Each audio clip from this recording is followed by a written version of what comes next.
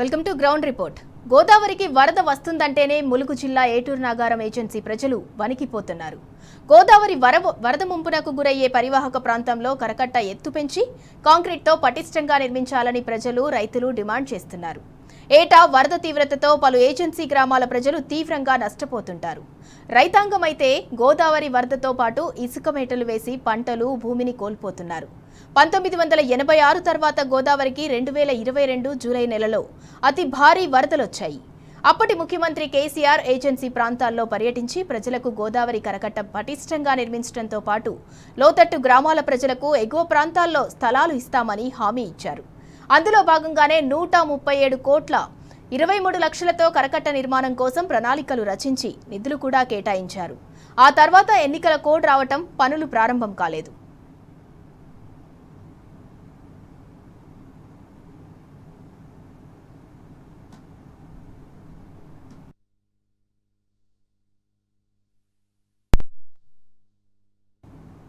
తెలంగాణలో ఏర్పడిన కాంగ్రెస్ ప్రభుత్వం కరకట్ట ఊసెత్తటం లేదు. ములుగు ఎమ్మెల్యే, రాష్ట్ర మంత్రి సీతక్క గతంలో కన్నీళ్లు పెట్టి మీ కష్టాలు తొలగిస్తామని హామీ ఇచ్చారే తప్ప ఆచరణలో శూన్యమని ఏజెన్సీ ప్రాంత ప్రజలు ఆవేదన వ్యక్తం చేస్తున్నారు. గోదావరి వరద మొదలైన నేపథ్యంలో గోదావరి పరివాహక ప్రజలు, రైతుల సమస్యలేంటి? శాశ్వత ప్రతిపాదికన వాళ్ళ కష్టాలేంటి? ప్రజలు ఏం కోరుకుంటున్నారు? ఏటూరు నాగారం కరకట్ట నుంచి మా వరంగల్ ప్రతినిధి రవికాంత్ అందించే స్పెషల్ గ్రౌండ్ రిపోర్ట్ ఇప్పుడు చూద్దాం. అంటే ములుగు జిల్లా ఏటూరు నాగారం ఏజెన్సీ ప్రాంతంలోని గోదావరి పరివాహక ప్రజలంతా కూడా భయాందోళనకు గురయ్యే పరిస్థితి ఉంది. గోదావరి కరకట్టకు సంబంధించి కోతకు గురవడం, ఇక్కడ ఉన్నటువంటి రైతాంగమే కాకుండా అనేక గ్రామాల ప్రజలు ముంపునకు గురవుతున్న సందర్భం కనిపిస్తూ ఉంది. గోదావరి కరకట్ట ఇటు ఏటూరు నాగారం రామన్నగూడానికి సంబంధించినటువంటి కరకట్టను శాశ్వత ప్రాతిపదికన కాంక్రీట్తో నిర్మించినట్టయితే మా బతుకులు బాగుంటాయి, మాకు ముంపు బాధ తప్పుతుందన్నటువంటి అంశాన్ని ఇక్కడ ఉన్నటువంటి ప్రజలు, రైతాంగం ఎప్పటికప్పుడు వ్యక్తపరుస్తుంటారు. అసలు ఇక్కడ ఈ ప్రాంతానికి సంబంధించిన రైతులు, అదేవిధంగా ప్రజలకు సంబంధించిన ముంపు ప్రాంతాలకు సంబంధించిన ప్రజల సమస్య ఏంటి, పూర్తిగా గోదావరి కరకట్ట నిర్మాణం జరిగితే వాళ్ళ జీవితాల్లో వచ్చేటువంటి వెలుగులేంటి, ప్రస్తుత కాంగ్రెస్ ప్రభుత్వం అవలంబిస్తున్న విధానాలేంటి, టీ న్యూస్ గ్రౌండ్ రిపోర్ట్ ద్వారా తెలుసుకుందాం. అమ్మ, ఏంది అసలు ఈ కరకట్ట నిర్మాణం? అంటే శాశ్వతంగా కాంక్రీటుతో ఇంకా ఎత్తుగా నిర్మిస్తే జరిగే లాభాలు ఏంది? ఇప్పుడు మీకు గోదావరి వస్తుందంటే ఎట్లాంటి భయం ఉంటుంది? భయం ఫుల్గానే ఉంటుంది. మేము ఎడిపోవాలో మాకు అర్థం కావట్లేదు. రాండి, వచ్చింది గోదావరి అంటే రాండి, మా బస్సు ఉన్నది రోడ్డుకు, వచ్చి బస్సులు ఎక్కుండి మేము తీసుకుపోతాం, హాస్టల్లో వారేస్తాం, ఉడకని కూర పెడతాం, మీరు తినండి, మీరు సాగుండి అని అంటారు. మళ్ళీ ఇళ్ళకి వస్తే మళ్ళీ పట్టించుకుని లేదు, ఇంటి చుట్టూ నీళ్ళు పట్టుకొని ఉంటాయి. ఇంకా మా పరిస్థితి ఏంది? మేము ఎడిపోవాలి, మాకు ఇల్లు లేదు, ఆ తడిలోనే వండుకునుడు తినుడు, మమ్మల్ని పట్టించుకుని లేదు. ఏదన్నా అంటే ఇక ఇండ్లు కట్టిస్తామమ్మా, ఇండ్లు ఇస్తామమ్మా అన్నారు. మరి మాకు ఇండ్లు రాలేదు, పొల్లు రాలేదు. మరి ఏమన్నా జాగా చూపించి ఆడ ఇండ్లు వరుసగా గవర్నమెంట్ కట్టిస్తుందా, కట్టియదా? మాకు మాట ఈ కట్టుకునే అంత తోమది కూడా లేదు. మరి ఏం చేసుడు? మా పరిస్థితి ఎట్లున్నది, గిట్టున్నది. మీ ఎమ్మెల్యే గారు ఎప్పుడన్నా ఇక్కడికి వచ్చి మీ సమస్యలు తెలుసుకుంటారా? ఎట్లాంటి పరిస్థితి? వాళ్ళు ఎప్పుడు వస్తారో, అటెటోసి వరకు వస్తారు. ఎమ్మెల్యే గారు, ఎంఆర్ఓ గారు, సర్పంచ్ గారు వాళ్ళందరూ వస్తారు. ఆ పెద్ద రోడ్డుకి వస్తారు. ఆ పెద్ద రోడ్డు కాడ నుంచి అటు వెళ్ళిపోతారు. మనతో పాటు ఈ గ్రామానికి సంబంధించిన ఒక వ్యక్తి ఉన్నారు. చెప్పండి, ఎట్లా ఉంటుంది సమస్య? ఎట్లా ఉంటుంది మీ ఊరికి సంబంధించిన ఇబ్బందులకు సంబంధించి? గోదావరి భారీ వరదలు వస్తే మీ ఊర్లో జరిగేటువంటి ఇబ్బంది ఎట్లుంటుంది? మా ఊర్లో ఇప్పుడు 1986లో బాగానే భారీ వరద మొత్తం ఏటూరు నాగారం లేకుండా మునిగేసింది. పోతే 1990లో కూడా గోదావరి ముంచింది. అది ముంచిన తర్వాత ఈ కట్టని ప్రారంభం చేశారు. ఈ కట్ట కట్టిన కాడికి వెళ్ళి కూడా ఆ ఊరు మునగడమే జరుగుతుంది. మరి పోతే అక్కడ ఆ గోమటేర కాడ ఇప్పుడు ఎద్దుపురమాలుగానే కట్ట అయి ఉన్నది. పోతే ఈ కట్ట ఎద్దుపురమాలుగానే ఉన్నది. అది తెగిందంటే మన చెరువులకు కనుక నీళ్ళు ఎట్లా వస్తాయో అట్లనే వస్తాయి ఇలా. అప్పుడు జనాలు మాత్రం చాలా నష్టమే అవుతారు, కానీ నష్టానికే గురి. కానీ ఇది బాగు చేసే పనులు ఏం కావు. సీతక్క కూడా నిరుడు ఎమ్మెల్యేగా ఉండి ఏటూరు నాగారానికి వచ్చి నేను ఏం చేయాలి, నేను గెలిచినా కానీ పదవి వాళ్ళ చేతులు ఉన్నది, నేను చేయలేను, ఇప్పుడు చేసినా చేయనీయరాలు, వాళ్ళు చేస్తలేరు, వాళ్ళు చేయనిత్తలేరు, నేనేం చేయాలని చెప్పి సీతక్క అన్నది. ఈ సీతక్క మంత్రిగా గెలిచి కూడా మరి మమ్మల్ని పట్టించుకోవడం లేదు. మరి వీళ్ళు గెలిచి 2 ఏళ్ళు అవుతుంది, ఇప్పటికి దీన్ని ఏం పట్టించు లేదు. మరి ఊరును లేపుతారా ఉంచుతారో మరి అది వాళ్ళకి తెలిసి ఉంటుంది. పోతే ఈ ఏడు మాత్రం పెద్ద ప్రమాదకరంగానే ఉన్నది. వర్షాలు బాగా వర్షాలు వస్తే ఏంది, వరద వస్తే పరిస్థితి ఏంది? ఇక వరద వస్తే ఇక గోదావరిలో పోవడం లెక్కే జరుగుతుంది ఈ వీళ్ళు పట్టించుకోకపోతే. అమ్మ ఏందమ్మా మీ ఊరుకు వరద వస్తే పరిస్థితి ఏంది? మళ్ళీ కాంగ్రెస్ ప్రభుత్వం వచ్చింది, ఇక్కడ సీతక్క గారు మీ దగ్గరకు వచ్చి కలిసే పరిస్థితి ఉందా, ఏమంటారు? లేదు లేదు లేదు అమ్మ, కలిసే పరిస్థితి లేదయ్యా. అత్తే దేవుని గుడికి పెద్ద రోడ్డు ఏమడి వస్తాలు అట్నుంచి అటే పోతారు. ఈ కట్ట చూసిన వాళ్ళు అర్థ ఈ కట్టను దండుకొని పోతాంది. పోలీసు వాళ్ళు వచ్చి రా రా అంటారు. ముసలిది ముడిగిదా రాత్రి ఎప్పుడు పడితే అప్పుడే ఈ బస్సు తెచ్చినామమ్మ, ఈ బస్సు ఎక్కి వెళ్ళరండి, ఈ బస్సులో పోయి వెళ్ళరండి, అట్లా కాడ దింపుతాం తీసుకొస్తాం మళ్ళా అంటాను. వాళ్ళు తీసుకొచ్చేదే మాకు భోజనం బొట్టు ఈగల్ల దోవల్ల అడిగి పోయి ఆడ చస్తాను బతుకుతాను నాయన. మాకేమన్నా కట్టద్దు కట్టబోయద్దు ఏమన్నా గిట్ట తలం చూపెట్టి మాకు ఇల్లు కట్టి ఆడిపోతాం బిడ్డ, మాకు ఆడిపోతాం. మాకు ఇక్కడ గోదావరి వచ్చిందంటే ఏమో తిప్పలు అవుతుంది. పిల్లగాళ్ళం పట్టుకొని ముసలోళ్ళం పట్టుకొని బాగా మేము వాళ్ళు వచ్చిందంటే పోలీసు వాళ్ళు వచ్చిందంటే రాండమ్మా రాండి రాండి రాండి అంటే రాత్రి పగులు అనుకుంటా నిద్ర లేకుంటా మాకు తిరుక్కుంటా మేము ఉంటాం సార్. మాకు వాళ్ళు కట్టబోయద్దు, మాకేం పోయద్దు. మాకు ఎక్కడన్నా స్థలాలు తీసుకొని వాడ ఇచ్చి మాకు ఇల్లు కట్టిస్తే స్థలం మేము అక్కడ ఉంటాం. ఇప్పుడు మీరు కట్టబోస్తారు, మేము ఏం పట్టుకొని ఏం తినుకుంటాం, వ్యవసాయం చేయాలి సార్. అంతా మొత్తం గోదావరిలో పోయింది. మాకు పని చేస్తానికి కూడా మాకు ఏమన్నా భూములు లేవు, జాగలు లేవు. ఉన్నోళ్ళకే ఉన్నాయి. మేము పోయి పని వాళ్ళు చేసుకొని వచ్చి తింటారకి తినుకుంటూ ఉండే సరిపోతుంది. మాకు స్థలాలు కావాలి, మాకు ఇంటి స్థలాలు కావాలి, మాకు ఇండ్లు కట్టియాలి సార్. ఎక్కడున్నా కానీ ఎవరికి కూడా గుంట స్థలం లేదు సార్. గుంటలకి ఒక్క ఇంట్లో 3 ఉంటారు సార్. ఇక్కడ బాగా ఇబ్బంది ఉన్నది మాకు. మాకు ఒక్కటి మాత్రం మాకు జాగ చూపెట్టి ఇండ్లు కట్టిస్తే మాకు అదే మేలు సార్. మాకు ఈ కట్టబోయద్దు ఏం చేద్దు, మాకు భూములు వేయాలి, ఇండ్లు కట్టియాలి. మా దగ్గర కట్టే సోమంతి కూడా లేదు. మేము పంటలు చేస్తే కూడా మా పంటకు కూడా రేటు ఉంటలేదు. మేము అన్నం అయిపోతాను, మాకు కట్టద్దేమద్దు. మేము పోయి మా వాళ్ళు పోయి భూమి కొట్టిళ్ళు. భూమి కొడితే మగవాళ్ళని ఆడవాళ్ళని తీసుకొచ్చి కొట్టేది. ఆ కోయాలకే భూమి ఇస్తాను కానీ మాకు కూడా ఇస్తలేదు. మాకు భూమి చూపెట్టి ఇండ్లు కట్టియాలి అంతే. కట్టయితే పోయనియం, మేము కట్టబోయనియం అసలే కట్టబోయద్దు. మాకు ఎక్కడెక్కడ 20 ఎకరాలు 30 ఎకరాలు మాకద్దా ఇంటి స్థలాలు. పిల్లలు ఎత్తుకొని పోతే బయటకు వెళ్ళిపోతే మధ్యరాత్రి 1 గంట రాత్రికి పోతే కూడా 10,000 రూపాయలు అన్ని అవసరాలు ఇచ్చారు. కానీ నా యొక్క ఇల్లు పేరు కొట్టేపించి ఇయ్యలే. ఇయ్యకపోతే అక్కడికి పోయి ఎంఆర్ఓ ఆఫీసు పోయి కూడా లొల్లి పెట్టి కూడా నీళ్ళ బురదలు ఇట్లా పారతో తీసేసుకొని కూడా పిల్లలు పట్టుకొని ఉన్నాం. పోలీసులు 10 మంది వచ్చి నా చుట్టూ తిరిగి అమ్మ నువ్వు వాకిలు ఉడతాను, ఇంట్లో నుంచి వెళ్ళిపోవా బస్సు వచ్చిందంటే నేను బోరన్నా పిల్లలు పట్టుకొని ఇంట్లోనే ఉంటా. నాకు ఎవరో 1 రూపాయి ఇచ్చిన లేరన్నా, ఇంట్లోనే ఉన్నా నేను బోరన్నా. నేను చదిపోతే గోదావరితో కొట్టుకపోతాం మేము పోవన్నాం అని అట్లే ఉన్నా. నాకు ఇప్పటి వరకు నాకు ఏం కూడా 10 రూపాయల బిల్ల కూడా రాలే. మొత్తం అవసరం వచ్చిన ఇండ్లకు మనిషి 10,000 50 కిలోల బియ్యము, 5-6 కిలోల కందిపప్పు, నూనె, నుప్పు అన్ని వచ్చినాయి. ఇంటికి ఒక్క ఇంటికే రాలే. వాళ్ళు ఎవరు వచ్చా కానీ నేను సమానం చెప్తా, మాట్లాడతా కూడా. నాకేం భయం కాదు, మాకు కట్టదే మాకు ఇంత ఇల్లు ఇస్తే మేము కట్టుకుంటాం, మేము పోతాం, అటే ఉంటాం.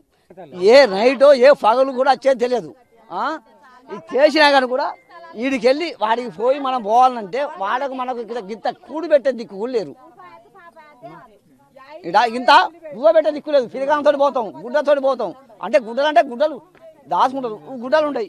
మరి బరిబాద్ తిరుగుతారా చెప్పు సీతక్క గెలిచే చెప్పు. మా దగ్గర మాకు వచ్చి కాళ్ళు మొక్కింది. ఆగో మా దగ్గరకు వచ్చి కాళ్ళు మొక్కింది. ఇప్పుడు గెలిచినాక మా గల్లికి ఎత్తలేదు. అదే సీతక్క ఎరికేనా ఓడా కూడా అన్ని పట్టించుకుంటలేదు. ఎక్కడ అంజన గుడి ఉన్నది, అంజన గుడికి ఇగో ఇస్తా ఉన్నది. 1 రూపాయి ఇవ్వాలి. ఎందుకు ఇవ్వాలి చెప్పు? మేము మాట్లాడుకోవాలా? ఆ వరద కొట్టుకొస్తుంది. ఆ మురుగులో మేము ఉండాలి, మేము కాలువలు తీయాలి. చూసేటోళ్ళు కానీ పట్టించుకునేటోళ్ళు వాళ్ళు లేదు సారు. అత్తరు పోతారు. 2 సంవత్సరాల కాడ నుంచి బీచింగ్ ఫోటోలు కూడా లేదు సారు. మేము చల్లుకున్నాడు, మేము ఆడవాళ్ళని తీసుకున్నాడు. ఏంటంటే సిసి అని మగవాళ్ళు నడుస్తాడు, ఆడవాళ్ళు నడుస్తాడు సారు. అట్లా చేస్తాను మమ్మల్ని. ఈ మొన్నటి దాకా కూడా పట్టించుకునే వాళ్ళు నిన్న వచ్చిండ్లు. మాకేందంటే కాలువలు, రోడ్లు, ఇండ్లు గైతే సారు కరకట్ట అంటే మరి మాకు ఇండ్లు కట్టితే కరకట్ట ఇది ఉంచుతుందా? ఉండనిస్తుందా? గోదావరి అని తిట్టే పడతానే. మేము ఉంటామో చస్తాము. ఏ నైట్ వచ్చేది తెలియదు, ఏ పగలు వచ్చేది తెలియదు, ఏ నైట్ వచ్చేది తెలియదు, ఏ నైట్ మేము పోయేది తెలియదు సారు. అట్లయితే అందులో పడేయంటే ఇట్లా వస్తాయి, అంతా ముంచుతాయి. నిరుడు ఇదంతా ఇంటి చుట్టూ పట్టినాయి, పట్టించుకునే మానవాడు కూడా లేడు. ప్రతి సంవత్సరం వరదలు వచ్చినప్పుడల్లా ఇక్కడ ప్రతి ఇబ్బందులతోనే కూడుకున్న పనులు అయితే వరద ఎక్కువ ఉన్న ముంపు ఎక్కువ ఉన్నప్పుడల్లా జనాలందరినీ లేపుకుంటూ అందరినీ తరలించుకోపోయి అక్కడ క్రాస్ రోడ్ల ఐటీడీ ఆఫీస్ క్యాంపస్లో ఆడబెట్టి భోజనం ఒక్క పూట వరకు పెడతారు. తెల్లారి మళ్ళీ యథా పరిస్థితికి మళ్ళీ పంపిస్తాను తగ్గినాక. అయితే దీని నుంచి విముక్తి కలగాలి అంటే ఇప్పుడు ఇక్కడ స్థలం లేదు. చిన్న ఒక ఇంట్లోనే 3 కుటుంబాలు కాపురాలు చేసే పరిస్థితులు ఉన్నాయి ఇక్కడి పరిస్థితుల. ఇప్పుడు గవర్నమెంట్ ఇండ్లు గిట్ట కట్టిస్తుంది కాబట్టి ఇందిరమ్మ ఇండ్ల పథకం కింద ఇండ్ల కొంతమందికి ఒక కుటుంబంలో 3 కుటుంబాలు కాపురాలు చేస్తున్నాయి కాబట్టి మళ్ళీ ఒకటి అటువంటి కుటుంబాలకు ఒక్కొక్కరికి మళ్ళీ ఒక ఇండ్లు శాంక్షన్ చేసి గవర్నమెంట్ స్థలాల ఇండ్లు కట్టియాలనేది మా విజ్ఞప్తి. పంటలు వరద వచ్చినప్పుడల్లా ఏమన్నా పంటలు వేసుకుంటే ఇవి మాకు ఈ ముంపు ప్రాంతాలల్లో తోటలు వేసినాక కూడా ముంపు జరుగుతున్నాయి, నష్టాలు జరుగుతున్నాయి. ఈ భూములన్నీ కోతకు గురై ఈ గోదావరి వరద ముంపు ప్రాంతం కాబట్టి మొత్తం కోతకు గురై సుమారు 100 ఎకరం 150 ఎకరం దాకా కోతకు గురై ఇప్పటి వరకు మేము రైతులు నష్టపోయి ఉన్నాము. దానికి మాకు ఎలాంటి కంపెన్సేషన్ లేదు, ఏమీ లేదు. అలాంటప్పుడు మాకు కొంత కంపెన్సేషను లేకుంటే ఏదన్నా అవకాశం కుదిరితేనన్నా గవర్నమెంట్ స్థలాల్లో ల్యాండ్ పోగొట్టుకున్న వాళ్ళకు పూర్తిగా ఏం లేని వాళ్ళకు మనిషికి ఎకరం ఒక కుటుంబానికి ఎకరమో అరెకరమో గవర్నమెంట్ నుంచి మాకు సహాయం కావాలని కోరుకుంటాను. ప్రాంతం కాబట్టి ఇప్పుడు వరదలు పేలినాక వేస్తాం. ఒక్కొక్కసారి దీపావళి మొక్కలు ఇట్లా నాటుకొని ఇట్లా ఎదుగుదల అయినాక కూడా మొక్కలు మునిగిపోయిన సందర్భాలు ఉన్నాయి. చాలా వరకు నష్టాలే జరిగినాయి. ఈ భూములన్నీ ఇట్లా కోతకు గురయ్యి భూములు అయితే బాగా నష్టపోయినాం సార్. ఇక్కడనైతే సుమారు 100-200 ఎకరాలు మొత్తం కోతకు గురైపోయినాయి సార్. కాబట్టి ఏమన్నా గవర్నమెంట్ దయదలిచి ఏమన్నా ఇప్పుడు వేరే ఏరియాలలో ఈ పోడు భూములను ఆ భూములను ఇంతో అంతో వాళ్ళు బతుకు జీవన నిమిత్తం వాళ్ళు సేద్యం చేసుకొని వాళ్ళు బ్రతుకుతారు. ఇప్పుడు పరిస్థితి ఇక్కడనైతే వేరే భూములు అయితే లేవు సారు. అది ఇక ఉన్న కాడికి ఇదే కోత గురై ఈ పరిస్థితులనే మేము జీవనం కొనసాగుతాయి. ఏ కుటుంబంలో చూసుకున్నా కానీ నష్టపరిహారం ఏమి ఇవ్వలేదు. ఇవన్నీ కోతకు గురైతే కోడగూడెం కావచ్చు, రామన్నగూడెం కావచ్చు, ఏటూరు నాగారం మండలానికి సంబంధించి కావచ్చు, ఈ గోదావరి పరివాహక ప్రాంతానికి సంబంధించిన ప్రజల అందరి ఆవేదనగా చెప్పుకోవాల్సి ఉంటుంది. ఒకవైపు ఈ కరకట్ట నిర్మించాలన్నటువంటి ఒక డిమాండ్ మనకు వినిపిస్తూ ఉంది. పూర్తిగా కాంక్రీట్తో కూడినటువంటి ఎత్తైనటువంటి ఒక ఇక్కడ కరకట్ట నిర్మించాల్సిన అవసరం ఆవశ్యకత ఎంతైనా కనిపిస్తూ ఉంది. తెలంగాణలో ఏర్పడిన కాంగ్రెస్ ప్రభుత్వం కరకట్ట ఊసెత్తటం లేదు. ములుగు ఎమ్మెల్యే రాష్ట్ర మంత్రి సీతక్క గతంలో కన్నీళ్లు పెట్టి మీ కష్టాలు తొలగిస్తామని హామీ ఇచ్చారే తప్ప ఆచరణలో శూన్యమని ఏజెన్సీ ప్రాంత ప్రజలు ఆవేదన వ్యక్తం చేస్తున్నారు. గోదావరి వరద మొదలైన నేపథ్యంలో గోదావరి పరివాహక ప్రజలు రైతుల సమస్యలేంటి, శాశ్వత ప్రాతిపదికన వాళ్ళ కష్టాలేంటి, ప్రజలు అసలు ఏం కోరుకుంటున్నారు? ఏటూరు నాగారం కరకట్ట నుంచి మా వరంగల్ ప్రతినిధి రవికాంత్ అందించే స్పెషల్ గ్రౌండ్ రిపోర్ట్ ఇప్పుడు చూద్దాం.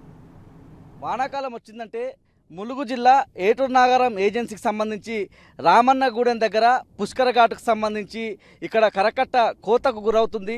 గత 20 ఏళ్ల క్రితం ఇక్కడ రామన్నగూడెం దగ్గర కరకట్ట నిర్మాణం జరిగింది. ఆ తర్వాత 2022లో భారీ వర్షాలు వరదలతో గోదావరి ఉప్పొంగిన పరిస్థితుల్లో ప్రస్తుతం మనం ఉన్నటువంటి రామన్నగూడెం ప్రాంతంలో మనం ఎగ్జాక్ట్గా ఎక్కడైతే ఉన్నామో ఇక్కడ కరకట్ట కోతకు గురైన పరిస్థితి.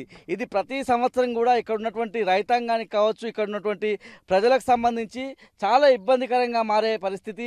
అనేక గ్రామాలకు రాకపోకలు కట్టవడమే కావచ్చు, ఇక్కడ ఉన్నటువంటి ప్రజలంతా కూడా ఇబ్బందులకు గురవడం.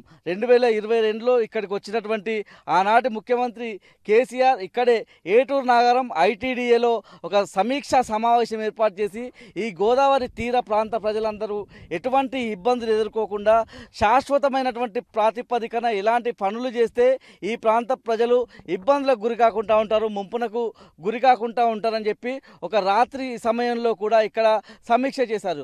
అప్పటి వరకు ఏ సీఎం కూడా ఏటూరు నాగారం ప్రాంతంలో రోడ్డు మార్గాన ప్రయాణించిన దాఖలాలు లేదు. ఏటూరు నాగారం ఐటీడీఏలో సాయంత్రం 8 గంటల వరకు అక్కడే కూర్చొని అధికారులతో సమీక్షించిన దాఖలాలు అంతకన్నా లేవు. ఎందుకంటే ఏటూరు నాగారం ప్రాంతం ములుగు జిల్లా అంటే పూర్తిగా నక్సలైట్ ప్రభావిత ప్రాంతం కాబట్టి ఇక్కడికి ఏ సీఎం కూడా వచ్చే సందర్భం ఉండక రాకపోయేది. అప్పుడు హైదరాబాద్ నుంచి తన వాహనంలో కాన్వాయ్ రూపంలో హైదరాబాద్ నుంచి మొదలుకొని ఇటు ఏటూరు నాగారం వరకు వచ్చి ఏటూరు నాగారం నుంచి ఖమ్మం భద్రాచలం వరకు వెళ్ళి ప్రజల సమస్యలను నేరుగా తెలుసుకున్న పరిస్థితి. ఆ తర్వాత రిటర్న్లో మళ్ళీ ఏటూరు నాగారంకి వచ్చి ఇక్కడ సమీక్షించి వరద ముంపునకు గురయ్యేటువంటి ప్రజలకు ఎటువంటి ఇబ్బందులు కలగకుండా ఏం చేయాలి, ఎందుకంటే ముఖ్యంగా ఈ కరకట్ట కోతకు గురయ్యే సందర్భంలో ఆనాడు 2022లో ఇక్కడికి వచ్చిన సందర్భంలో కరకట్ట ఎత్తు పెంచుతామన్నటువంటి హామీ ఇచ్చారు. శాశ్వతంగా ఈ బాధ తీర్చే విధంగా ప్రజలకు అండగా ఉంటామనేటువంటి హామీ ఇచ్చారు. ఇప్పుడు 2023లో కాంగ్రెస్ ప్రభుత్వం వచ్చిన తర్వాత ఆ హామీలు పట్టించుకున్న పాపాన పోలేదు. జియో ఏదైతే ఇక్కడ మనం చూస్తున్నటువంటి విజువల్ చూసుకోవచ్చు, జియో పైపింగ్ సంబంధించి ఇటువంటి కొత్త రకం టెక్నాలజీ మేము తీసుకొచ్చామన్నటువంటి అంశాన్ని ఇక్కడ స్థానికంగా ఉండే ఎమ్మెల్యే రాష్ట్ర మంత్రి సీతక్క ఒక కొత్త ప్రణాళికాబద్ధంగా మేము వస్తున్నాము అన్నటువంటి అంశాన్ని చెప్తూ మనం చూస్తున్నటువంటి ఏదైతే ఇప్పుడు మనం చూస్తున్నామో జియో ట్యూబ్ అంటారు, వీటిని జియో ట్యూబ్స్ అంటారు. ఇవి 220 మీటర్ల దూరంలో ప్రస్తుతం మనం ఉన్నటువంటి ఈ ఏరియా ఏదైతే ఉందో ఇక్కడ ఏటూరు నగరం వాగులకు సంబంధించి అనేక వాగులు వంకలు ఉప్పొంగే క్రమంలో ఇటు ఎదురుగా వచ్చేటువంటి భారీ వరద అటు ముందుకు వెళ్లకుండా ఇటు స్ట్రైట్గా వచ్చి ఈ కరకట్టను తాకే పరిస్థితుల్లో ఇది కోతకు గురయ్యేటువంటి ఏరియా. కాబట్టి మనం ప్రస్తుతం ఉన్నటువంటి ఈ జియో ట్యూబ్స్ ఉన్నాయో ఇక్కడ నుంచి దాదాపు 1/2 కిలోమీటర్ మేర ఈ జియో ట్యూబ్స్ ఏర్పాటు చేయాల్సి ఉండగా తూతూ మంత్రంగానే ఈ పనులు జరిగినాయని మనం అర్థం చేసుకోవాల్సి ఉంటుంది. పూర్తిగా గోదావరి కరకట్ట ఇటు పూర్తిగా ఇది కోతకు గురైతే ఇటు ఉన్నటువంటి పక్కనే ఉన్నటువంటి ఈ భూములన్నీ కూడా పూర్తిగా ఇసుక మేటలు వ్యాపించే అవకాశం ఉంటుంది. ఇక్కడ ఉండేటువంటి మిర్చి పంట కావచ్చు ఇతర పంటలన్నీ కూడా పూర్తిగా నష్టపోయే సందర్భం ఉంటుంది. ఈ రామన్నగూడెం దగ్గరే కాకుండా ఏటూరు నాగారం మండలం అదేవిధంగా కన్నాయగూడెం ఇట్లా గోదావరి తీర ప్రాంతానికి సంబంధించిన అనేక మండలాలకు సంబంధించిన ప్రజలంతా కూడా ఇబ్బందులు పడే పరిస్థితి ఉంటుంది. ఇప్పుడు ఈ చేళ్లకు సంబంధించి వానాకాలం సీజన్కి సంబంధించి ఇక్కడ ఎక్కువ సంఖ్యలో రైతాంగం అంతా మిర్చి పంట వేసే పరిస్థితి ఉంటుంది. కాబట్టి ఈ ప్రతిసారి కూడా ఇదొక సమస్యగా మారింది. ఇసుక మేటలు వేయడము, వాటిని మళ్ళీ తొలగించుకోవడం, మళ్ళీ వ్యవసాయంలోకి వెళ్ళడం అనేది వీళ్ళకు ఒక ఆనవాయితీగా మారింది. గోదావరికి వరద ఎలా వస్తుందో అలాంటి ఆనవాయితే ఖచ్చితంగా వరద వచ్చినప్పుడల్లా మేము నష్టపోతామనే తీరుగా ఇక్కడ ఉన్నటువంటి రైతాంగం ఇబ్బందులు పడే పరిస్థితి. మరోవైపు గ్రామాలకు సంబంధించిన ప్రజలు కూడా పూర్తి స్థాయిలో వాళ్ళు కూడా ఇబ్బందులు పడాల్సిన సందర్భం మనం చూస్తూ ఉన్నాం. మనతో పాటు మాట్లాడడానికి ఈ ప్రాంతానికి సంబంధించిన రైతాంగం కూడా మనతో ఉన్నారు. ప్రతి సంవత్సరం అంటే ఒక 20 ఏళ్ల క్రితం ఇక్కడ కరకట్ట నిర్మించారు. గతంలో మళ్ళీ అంత వరద చూడలేదు. 2022లో అంత వరద చూసినప్పుడు నేరుగా అప్పుడున్నటువంటి సీఎం కేసీఆర్ ఇక్కడికి వచ్చి ప్రత్యక్షంగా మీ బాధలు అర్థం చేసుకొని ఇక్కడ హామీలు ఇచ్చిన పరిస్థితి. ఆ హామీలకు సంబంధించి కొత్తగా వచ్చిన కాంగ్రెస్ పార్టీ నెరవేర్చే పరిస్థితి ఉందా? ఏదైతే జియో ట్యూబ్స్ అంటా ఉన్నారు, జియో ట్యూబ్స్ మీ బాధలను మీ కష్టాలను ఇవాళ సమస్యలను పరిష్కరించే విధంగా ఉంటుందంటే ఏం చెప్తారు? ఇప్పటి వరకు అయితే 2022 జూలై నెలలో మాకు మళ్ళీ గోదావరి 1986ను తలపించి వచ్చింది. దానివల్ల మమ్మల్ని అప్పటి ప్రభుత్వం కేసీఆర్ గవర్నమెంటు ఆ ప్రభుత్వం ఆ సిబ్బంది అందరూ కూడా మమ్మల్ని పునరావాస కేంద్రాలకు తరలించారు. మా ఇండ్లు మొత్తం మునిగిపోయినాయి, మా పంటలు మొత్తం పోయినాయి. అప్పటికి జూలై నెలలో వచ్చినప్పటికీ మిరపనారులు కానీ పత్తులు కానీ వేసిన మొత్తం పంటలు కూడా సర్వనాశనం అయింది ఈ గోదావరి వరద వల్ల. గతంలో కూడా ఇట్లనే 1986లో కూడా ఎన్టీ రామారావు గారు ఉన్నప్పుడు కూడా మా విలేజ్ మొత్తం మునిగిపోయింది. మా విలేజే కాకుండా ఈ ఏటూరు నాగారం పరిధిలో ఉన్న ఈ ఏజెన్సీ ప్రాంతంలో ఉన్నటువంటి విలేజ్లు అన్నీ కూడా మునిగిపోయినాయి. ఆ మునిగిపోయినందుకు గానే అప్పటి ప్రభుత్వం వారు మా విలేజ్కి నాగారానికి కలిపి సుమారు 14 కిలోమీటర్ల దూరం 11 కోట్ల రూపాయల వ్యయంతో అప్పుడు కరకట్ట నిర్మాణం చేపట్టిండ్రు. అప్పుడు చేసిన కరకట్ట నిర్మాణమే కానీ ఇప్పటికీ కనీసం షట్టర్లు కానీ ఒర్రెలకు కట్టినవి కానీ వాగులకు కట్టినవి కానీ ఏవి కూడా మళ్ళా వాటిని ఇది చేయలేదు, పునరుద్ధరించలేదు. అదేవిధంగా పోయిన లాస్ట్ 2022 జూలైలో వచ్చిన గోదావరికి అప్పటి ముఖ్యమంత్రి కేసీఆర్ గారు మా రామన్నగూడెం గ్రామానికి విచ్చేసి అందరినీ మంచి చెడులు మొత్తం ప్రజల మంచి చెడులు మొత్తం తెలుసుకొని ఒక కాన్వాయ్ రూపంలో ఎక్కడి నుంచో మంగపేట నుంచి కూడా కాన్వాయ్ రూపంలో ఇక్కడికి వచ్చేసి అందరూ చాలామంది మంత్రులు కూడా అప్పుడు కేసీఆర్ గారితో అందరు వచ్చారు, కరకట్టను పరిశీలించారు. ఈ కరకట్టను మళ్ళీ గట్టిగా పునరుద్ధరించాలి, బాగా చేయాలని చెప్పారు. ఇప్పటి వరకు దీనికి దిక్కు దివానం ఏమీ లేదు. ఆయన గవర్నమెంట్ డిజాల్వ్ అయింది. తర్వాత కాంగ్రెస్ గవర్నమెంటు ఇప్పుడు పాములో ఉన్నది. కాంగ్రెస్ గవర్నమెంట్ వారు ఇప్పటికైనా దీన్ని తగు చర్యలు తీసుకొని కరకట్టను పునరుద్ధరించి మాకు రక్షణ చేయాలి. లేని పక్షాన మేము చాలా ఇబ్బందులకు ఏ రాత్రి వచ్చి ఏమవుతుందో తెలియదు. ఈ కరకట్ట తెగిపోయే పరిస్థితి ఉన్నది. ప్రస్తుతం ఇక్కడ విజువల్స్లో చూడండి, ఇక్కడ ఇప్పుడు 15 నెలల నుంచి ఏదో ఒరిస్సా స్టేట్ నుంచి వచ్చినరాట వాళ్ళు, ఏదో న్యూ టెక్నాలజీతోని ఏదో కరకట్ట మరమ్మతు పనులు అని 15 నెలల నుంచి చేస్తారు. సుమారు 20 మీటర్లు 30 మీటర్లు చేయలేదు. ఏదో పాలిథిన్ కవర్ లాంటిది ఈ విజువల్స్లో చూడవచ్చు మీరు, పాలిథిన్ కవర్ లాంటిది వేసినారు. ఇప్పుడు అయితే ఏం లేదు. దానివల్ల మాకు మరమ్మతు కానట్టే లెక్క. ఇట్లాంటిది 2 కిలోమీటర్లు మా విలేజ్కి రక్షణ కావాలంటే సుమారు 2 కిలోమీటర్లు. ఇప్పుడు ప్రస్తుతం మేము ఉన్నది మా రామన్నగూడెం శివాలయం నుంచి 2 కిలోమీటర్ల పరిధిలో. ఇది పల్లనారాయణ గారి సేన్ అంటారు, ఇటు గడ్డం శ్రీను గారి సేన్ అంటారు. మిరప తోటలు వేసే భూములు ఇవి ఒక్కొక్కటి సుమారు 75,000 కౌలు ఇక్కడ పలుకుద్ది, ఇక్కడ మిరప తోటలు వేసేటందుకు. అటువంటి భూములు కూడా మొత్తం ఉసుక మీటలు లేచిపోయే పరిస్థితి ఉన్నది. ఈ కరకట్ట తెగితే మా విలేజ్ మొత్తం కూడా లేచిపోయే పరిస్థితి ఉన్నది. దయచేసి ప్రభుత్వం వారు ఈ స్థానిక మన పర్యాటక శాఖ మంత్రి గారు కానీ సీతక్క గారు స్థానిక ములుగు ఎమ్మెల్యేగా గెలిచి ఆమె మంత్రి అయినరు. ఆమె మా బాధలు కొన్ని, మా ఏటూరు నాగారం మా రామన్నగూడెం బాధలు కొన్ని అర్థం చేసుకొని దయచేసి మాకు సరైన ఈ కరకట్ట నిర్మాణం చేసి మమ్మల్ని కాపాడవలసిందిగా కోరుతున్నాము. ఏ రాత్రి వర్షాలు అధికమైతే ఏ రాత్రి గోదావరి వస్తుందో కట్టదేగుద్దో అనే ఆందోళనగా ఉన్నాం. కాబట్టి దయచేసి సీతక్క గారు దీన్ని ఇప్పటి ముఖ్యమంత్రి అయిన రేవంత్ రెడ్డి గారికి విన్నవించి కరకట్టను పునరుద్ధరణ గట్టిగా బందోబస్తుగా చేస్తే ఇక్కడి ప్రజలకు ఎలాంటి భయభ్రాంతులు ఉండవని వారిని కోరుకుంటున్నాం. ఇప్పటి గవర్నమెంట్ వారిని కోరుకుంటాం. ఇప్పుడు జియో ట్యూబ్స్ అంటున్నారు, జియో ట్యూబ్స్ గురించి ఏమైనా చెప్పిల్లా? జియో ట్యూబ్స్ వల్ల తెలియదు సార్, మాకైతే ఏం తెలియదు. అది వీళ్ళు ఎండాకాలం మొత్తం ఈయాడికి 15 నెలలు సార్ ఇప్పటికి వాళ్ళు ఈ పని మొదలుపెట్టి మరి గిదే చేశారు సార్. ఇప్పుడు మీకు కనపడుతుంది, రియల్గా మీరు చూడండి. అది వాళ్ళ దృష్టికి, ప్రభుత్వం దృష్టికి పోవాలని మేము ఈ వాయిస్ మేము చెప్పుకుంటాను మా బాధలు. అంటే ఈ జియో ట్యూబ్స్ ఎంత దూరం మేర ఇక్కడ నుంచి మొదలు పెడితే ఎంత దూరం ఇట్లాంటి జియో ట్యూబ్స్ ఏర్పాటు చేయాలన్నారు? ఎంత దూరం ఏర్పాటు చేశారు? ఈ జియో ట్యూబ్తోని ఆ వరదలు ఆగుతాయనే గ్యారంటీ మాకు లేదు సార్. కాంక్రీట్ వాళ్ళు దీన్ని సుమారు ఇక్కడ నుంచి ఒక 50-60 మీటర్ల దూరం వరకు కాంక్రీట్ వాళ్ళు గట్టిగా సిమెంటు కంకర సలాకుతో కలిపి కడితే ఈ విలేజ్లకు, మా విలేజే కాదు రామ్నగర్ ఉన్నది, ఏటూరు నాగారం ఉన్నది, ఈ 3 విలేజ్లు పప్కాపురం, లంబాడి తండ, ఈ 4-5 విలేజ్లకు రక్షణ ఉంటుందని మేము ప్రభుత్వాన్ని కోరుతున్నాం. ఇది వాల్టీ special ground report. Stay tune.